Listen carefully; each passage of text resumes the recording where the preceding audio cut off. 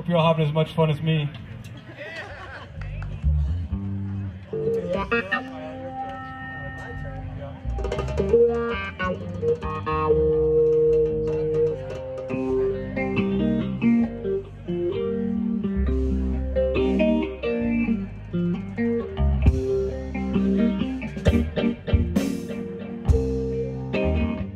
don't know really what to say, but I think we'll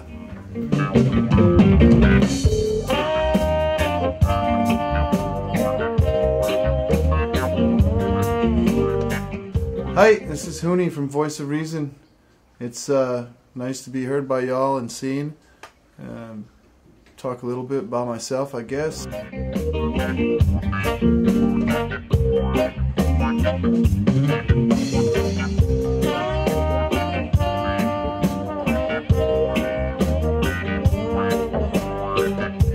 Well, you know, I love reggae music, and spent a bunch of time in Jamaica and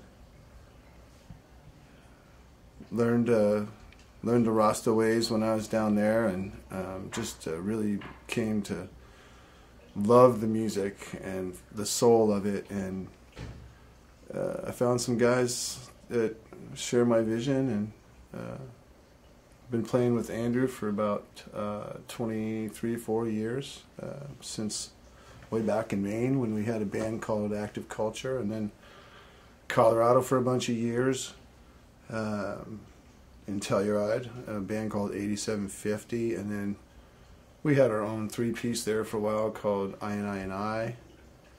Just keep playing music, you know, that's all I've ever done. I'm just kind of a normal guy. Not really trying to pop no style or nothing. We're all just regular guys, or family people, and have families and kids and all that. And we take what gigs we can get, and people seem to like it. And Hyde Park was a hoot. There's probably going to be some footage on the documentary from there too, so that'll be cool to see. I just really appreciate the support and people having an interest in it. And I kind of feel like Obama with all the pauses. Anyways, like I said, I'm just a normal guy, so you know, it's cool to have the interest. And I don't know, all I can say is I just love reggae music, and I love the Jamaican culture and the Rasta culture,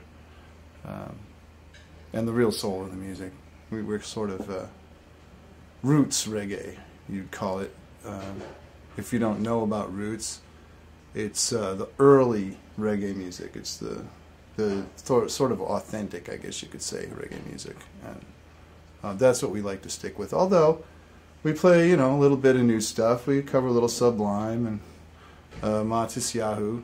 Really like that guy too. He's pretty soulful. Yeah. So we try to keep it fresh, and we all have a really good time. You know.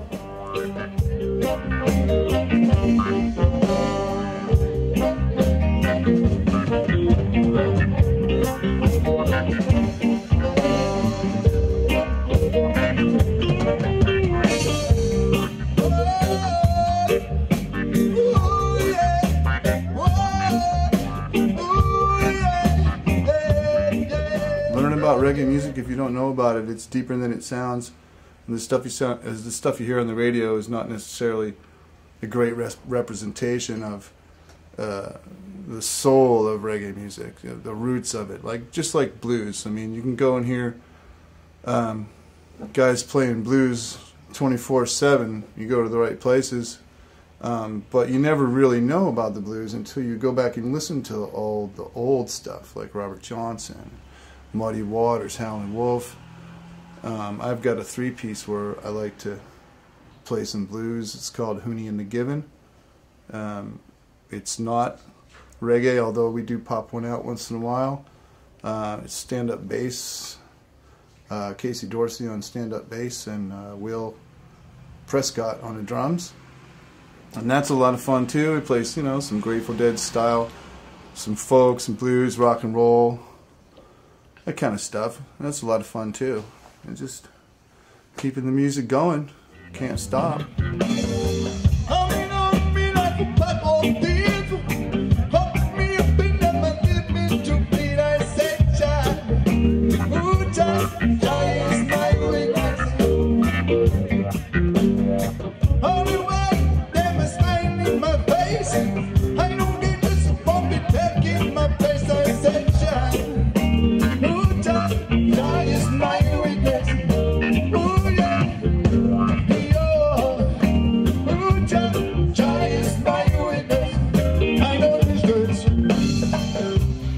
one time, well, I got used to it, but back in the day I used to go on this radio station called KOTO in Telluride, and my buddy would hand the mic to me to talk to people, and I don't know why, because I have no problem on stage blaring out through the sound system, but something about when it comes through the airwaves or through the radio, through a microphone, it's being recorded, there's something different that happens, you know, and that's something you have to get used to when you record music too. But I remember getting a little hyperventilated trying to talk on the radio.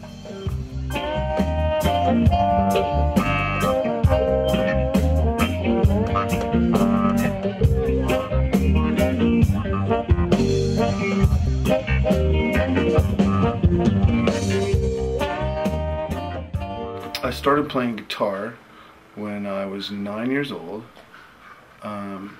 Was given a little classical guitar and quickly outgrew that and wanted my dad's, and his was too big, so he went and got a smaller guitar, a Yamaha FG75, I remember. And yeah, that was it. My early influences are the Beatles, Rolling Stones, John Denver, Neil Diamond. My dad was into Neil Diamond, Cat Stevens, Simon and Garfunkel, Paul Simon in particular too. And yeah, you know, high school was like the Kinks and the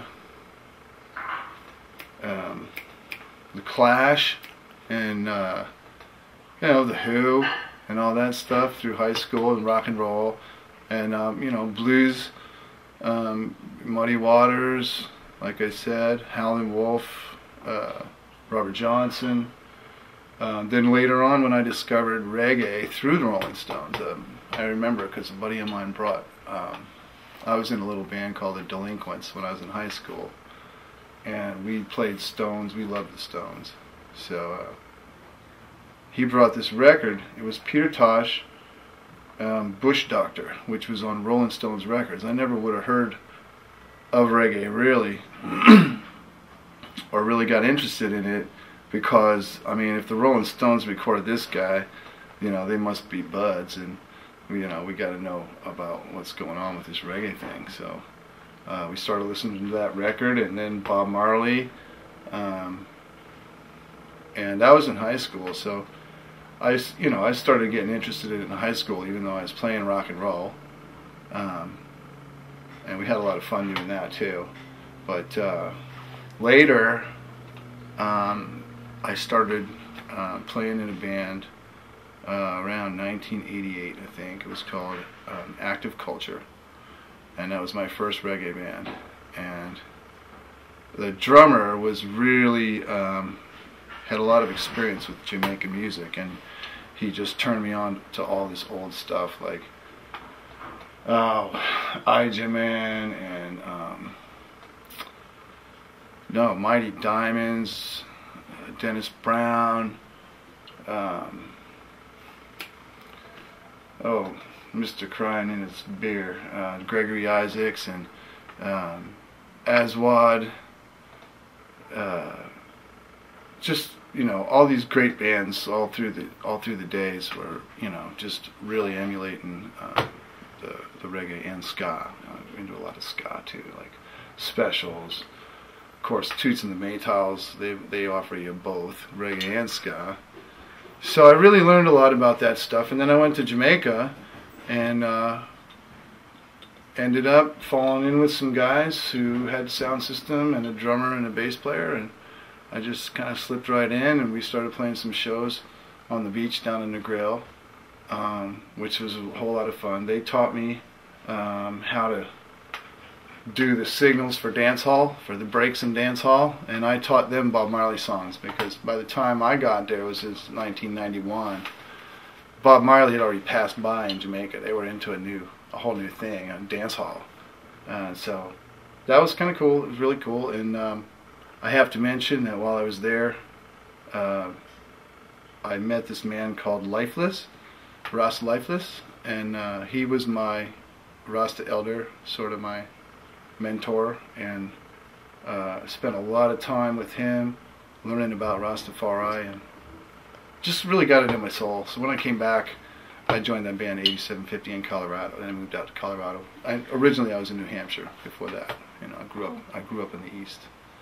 But yeah, I don't want to bore you. So, but that's pretty much the influence. That's where it all kind of came from. Just the great musicians of the past, and yeah, I really lean toward blues and reggae and rock and folk. That's kind of my area.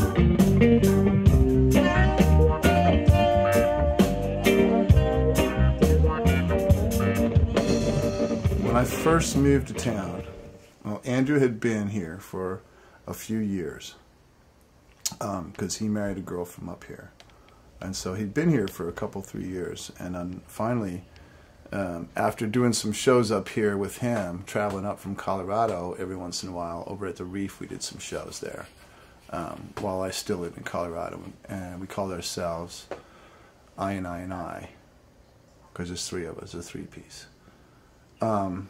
Well, eventually we moved up here in about '05, and I worked at a place called Terrapin Station, and that's actually where we had our first gig in town, was Terrapin Station, and that's at the corner of 15th and Main, and it's I think it's a Crazy Horse now. But I think the Crazy Horse went down again, so I think it's nothing right now. But it used to be Terrapin Station for a couple 3 years, and I worked there doing sound for a bunch of years too. But I ran an open mic night, and that's how I met a lot of the musicians. Every Monday, anybody could come play. Excuse me. So I met a lot of guys that way. Got a few guys through Craigslist or just word of mouth. I don't know if I really have anybody in Voice of Reason from Craigslist that lasted, but I've gotten a bunch of musicians there for, you know, who lasted a while, that had, had something else to do, or you know, wasn't that interested in reggae or whatever. You know, I'm not trying to force anybody. These guys are here because they love it too, and so yeah, I mean, we've been through quite a few people. You know, there's Michael Durant. You don't see him on stage very often, but he plays with us every once in a while, and he used to play with us a lot. Billy Kaiser, he used to play with us on and off for years, ever since the beginning probably, and he comes around once in a while. I use him when I have somebody that can't make it or have an emergency. I call him. Like, all right. Then Hawk. Daniel Blumenfeld, he's pretty new. He's been playing with us for like a year, maybe a year and a half, a couple of years, I guess. Yeah, time goes by fast, but he's really started playing with us a lot last year. So, and then shoot, Will Prescott was playing with us for about a year, and then now Brian Lauderbaugh is playing drums. You know, it changes up. It's like whoever's available. If I can't put at least 2 horns and a keyboard on stage, then I go looking for people. So it usually works out. I don't have to disappoint clients very often. I can always get somebody to fill in. But then you got to train them, which is a whole nother thing, because normal rock and roll, blues, funk, all that stuff is the beat is so different from reggae. The one it has a different feel, the spot where the one is. So it's hard. You have to train people. It takes them a while to really get the feel of it, you know. And yeah, and on nothing, I guess. But yeah, lots of guys. Who else? We got Pete Carrick. He used to play trumpet for us all the time, and then you know, he got married, had a kid, got busy, so he plays every once in a while when he can. He played Hyde Park, which was cool. It was a good sounding show. We had a big full band. We had 9 people on stage for Hyde Park. So, you know, we like to have fun, and it's, you know, it's not all about the money, although it definitely helps me out. I'm sort of a, you know, independent contractor, independent agent for music and stuff like that. So we're not really tied into anybody. We're not tied into any contracts. Although, you know, think about that, might be cool. Maybe someday have a little contract, record contract.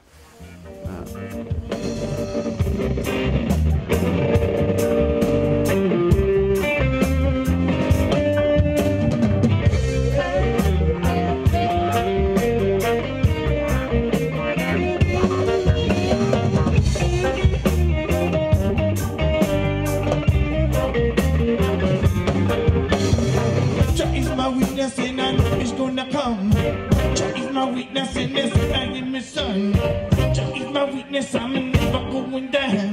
Jah is my weakness, my fear of the crowd. Jah is my weakness, I know He shine the light. Jah is my weakness, I faith and truth and right. Jah is my weakness, I tell me every day.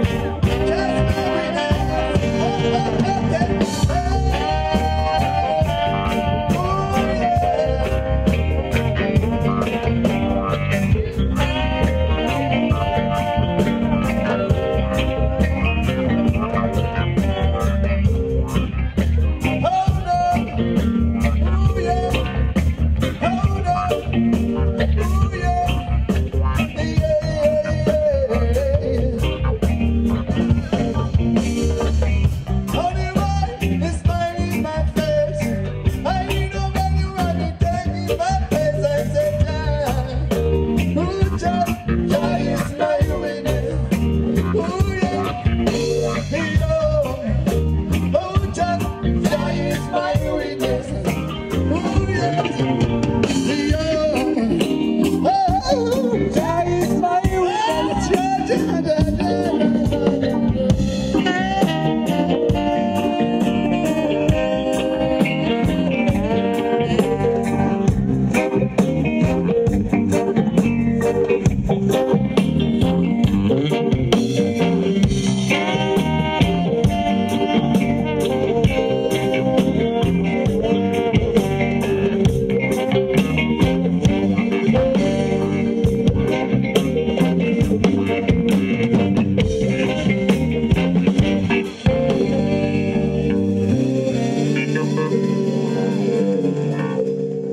Music is not going to stop. You know, there's many hybrids of it that keep coming out. It still has the roots of reggae in it. I know Davey and Steven and Ziggy and those boys they're mixing it up with the hip hop a little bit, which is very cool. I think it's just going to keep hybridizing, but I don't think the roots is ever going to go anywhere. The old music is preserved, and people, it's sacred to people. They hold on to it, and they make sure they keep copies of that old stuff. That stuff's never going to go away. And Abyssinians and culture, Tissametals, and all this, you know, tons, and Burning Spear, you know, not to mention Bunny and Peter and Bob. That stuff's never going to go away. That's the future of reggae music. It's just going to keep hybridizing, but it's never going to lose its roots. That's my feeling.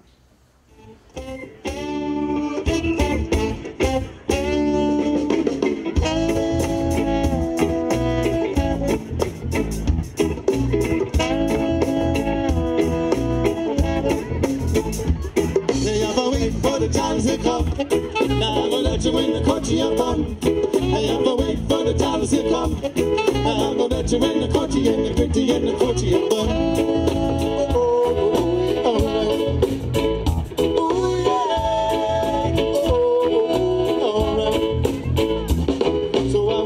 The street the other day, a good friend passed me on me way. I was smoking into chalice, he stayed with his mind. We give thanks and praises all we want. So we do the bush, and I run on his yard. He get the coffee up, jumping on the bar. How you do, that's what we want real tough. I said, have some respect, man. Sit down, hush up, yeah, for waiting for the chalice to come. Now I got you in the country and one. Yeah, for waiting for the chalice to come. Now I got you in the country and the gritty and the country and one.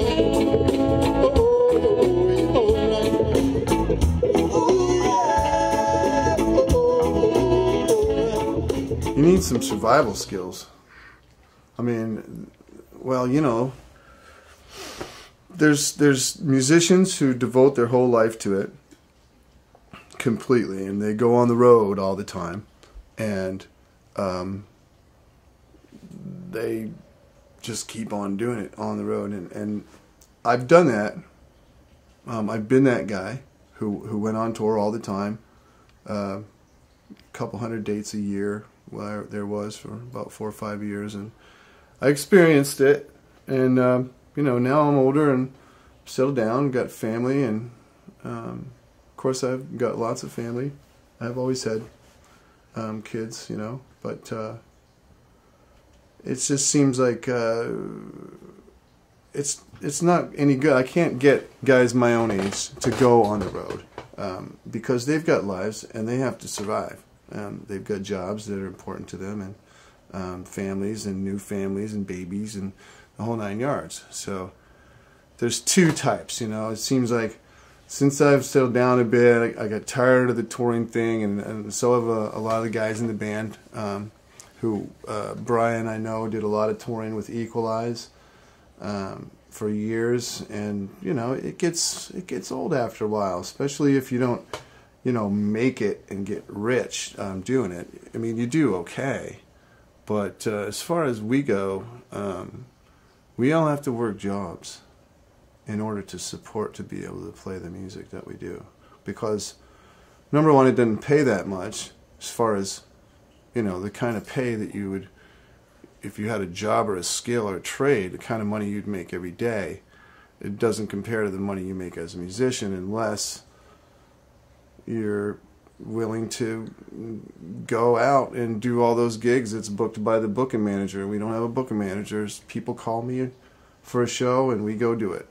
But we don't go too far for very long because, like I said, everybody's got jobs. Kyle, he's really one of the foundational people in the band, you know, as far as you'd think, you know, just being a horn player. But he's a really good vocalist, and he's just super good. He's super good with theory and all that stuff. So he puts the horn lines together pretty much and really well. So he's got a very important job. He's got to work on Saturdays, Fridays, you know, all those days when a musician would be working. So we really have to work around him. So sometimes we don't have him, but we always try to make up for it with an extra keyboard or something like that. We usually, or backup singers, pretty backup singers. That's a new thing too. That's awesome. My wife Alina has just started singing some backups with me, actually by accident, because we had a show where we didn't have enough people, and she practiced her little heart out and figured out the backing vocals, and so that's another person in the band, you know. Chatting the beats, you know, to be great. Playing reggae music for the good people. It was cat I 13, I am back. Jamming and make you jam to true to us. So we give you the back, I was from Ras Hoon. I want to lose it and I stand again. This singing reggae music just can't miss. Really, it's got to be a hit. It goes like this, yeah, but we for the chance and come. Now that you in the country and fun. Yeah, but waiting for the chance and come. Oh, that you in the country and the gritty and the country and fun. Oh, oh, oh, oh, oh.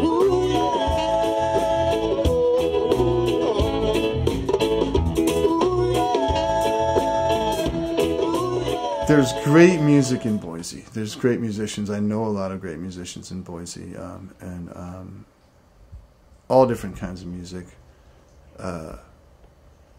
from Afro funk to bluegrass, to straight up rock and roll, classic rock, or you can find more punk. You can find thrash, metal, the shredder. There's a lot of diversity. Dogs out. A lot of diversity, a lot of good bands. Unfortunately, there's not enough venues that have live music all the time, I think. DJs are not live music, and it's kind of replaced the bands in this town, I think, a little bit. DJs have. I got nothing against DJs, but they're kind of using other people's music, and they're making the good money, DJ will make as much as a band does, as a whole. A 7-piece, 8-piece band make the same as a DJ. And like I said, nothing against them, but it changed the atmosphere in the clubs in this town. They went more for the DJs than for the bands. But there's still holdouts like the Reef. They have a lot of live music, and Graney's and Toads downstairs. Well, Toads downstairs a lot of DJ, but at least they have the two, and they offer live music upstairs all the time. So like I said, there's holdouts, but we could use a lot more live music venues. What's that new place on Main Street? Jeez, what's the name of that? The Crate or the Crux? The Crux. The Crux, yeah. They've been having some live music too. So, we're hopeful that they're a new club having live music in the last few years. I probably should get downtown more, but, as far as I know, we should have some more live music venues. Yeah, like 7 days a week, like we used to.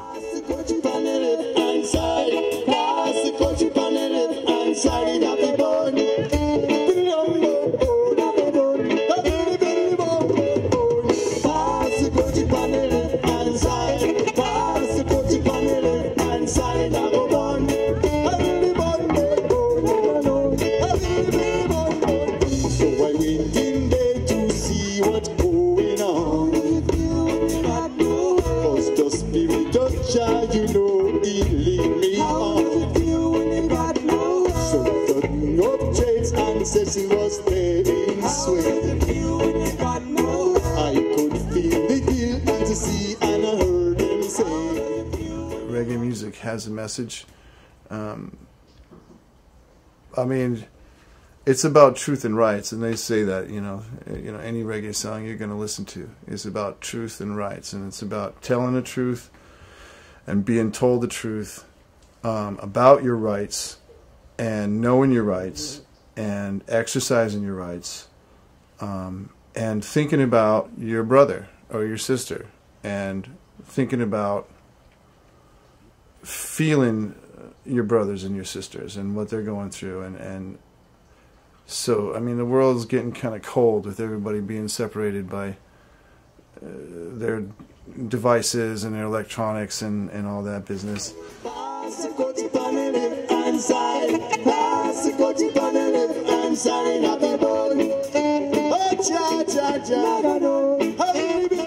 Yeah, people need to get together, and that's what reggae music to me is mostly about. Of course, you've got lovers reggae and you got dance hall, and it's about partying and love and stuff. But the type of music that I like is music that has a message about people and their souls, and what they're going to do with each other, and what we're going to do with the hatred and the killing and the greed.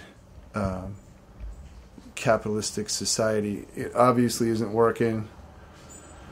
As it's said in the songs, they blame the Rasta man, and the natural man is not the one to blame. The one that has to have everything, and is separating himself or herself from the earth and from the rest of us. That's what's wrong, and that's what reggae music to me is about. It's what my music's about. I try to anyway.